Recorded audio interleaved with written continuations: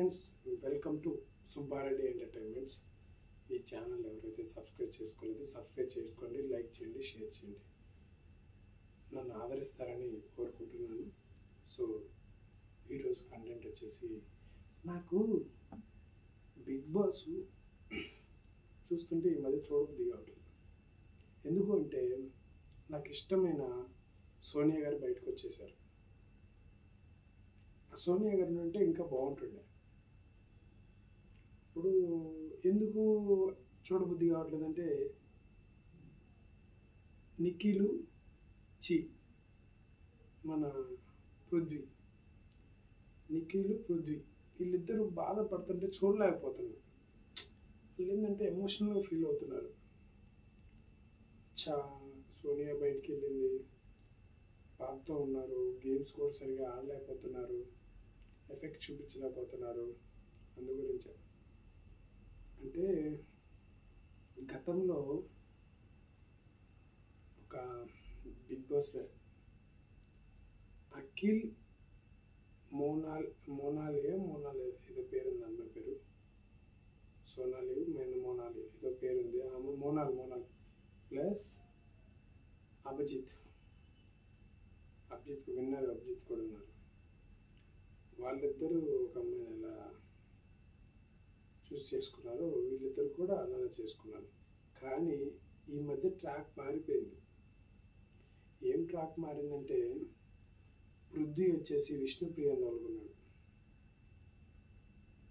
మన నిఖిల్ ఏమో ఒంటరివాడు అయిపోయారు.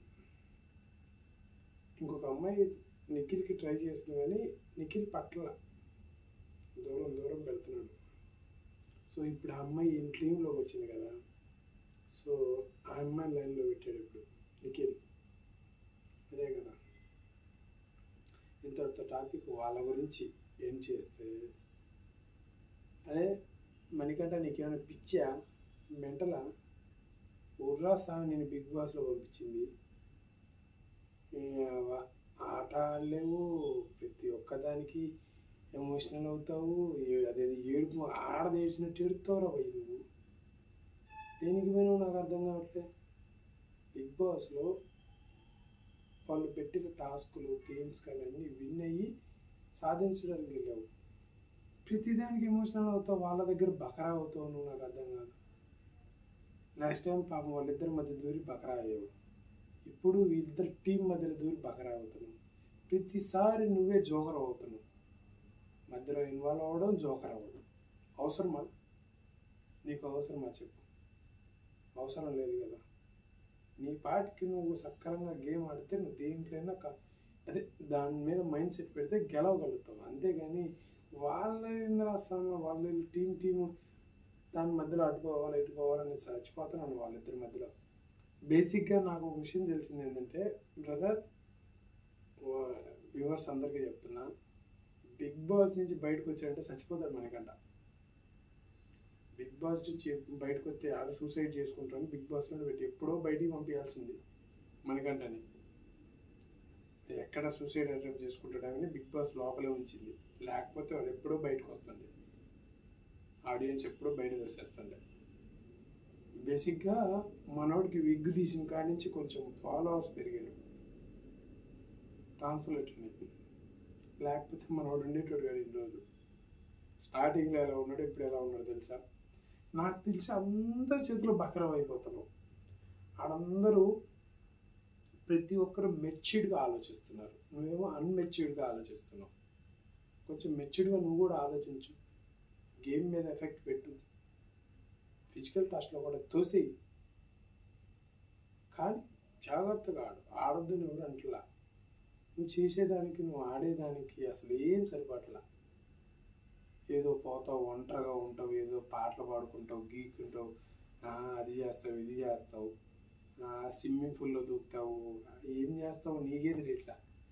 నాకు అర్థం చిప్పేమో దొబ్బిందా? చిప్పేం దొబ్బలేదు కదా. దొబ్బితే బిగ్ బాస్ నుంచి బయట దిగుతారు.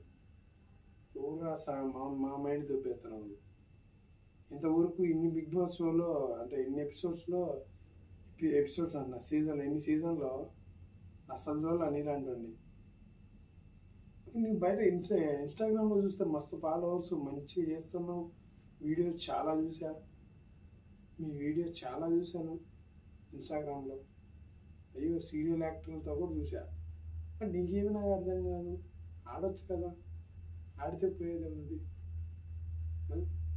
చెప్పు మనకంట. మన నబీల్ చూడు ఎట్లా ఆడుతున్నాడు. అమ్మ నాకు తెలిసి విన్నర్ నబీలే అని అనుకుంటున్నాను నేనైతే. నబీల్ కానీ విన్ అయితే వరంగల్ మొత్తం పండగ చేసుకుంటుంది. నువ్వు కొంచెం ఆడు బాబు, నువ్వు కూడా ఆడితే కప్పు ఏదో గెలుస్తావు, ప్రైజ్ మనీ కప్పు ఏదో ఒకటి. నాకైతే నువ్వు గెలుస్తావని నాకు నమ్మకం లేదు మనకంట. నాకు టాప్ 5లోకి ఎవరెవరు వస్తారనేది నాకు తెలిసి నా ఉద్దేశం ప్రకారం నిఖిలు, పృథ్వీ, నబీలు ప్లస్ అమ్మాయి పేరు అమ్మాయి బెంగళూరు అమ్మాయి పేరేం తెలియదు, మనకి క్లారిటీగా తెలియదు. సో అందరం పేర్లు మనకు తెలియదు. ఈ అమ్మాయి విష్ణుప్రియ అంత ఏమో ఉండదని నేను అనుకుంటున్నా.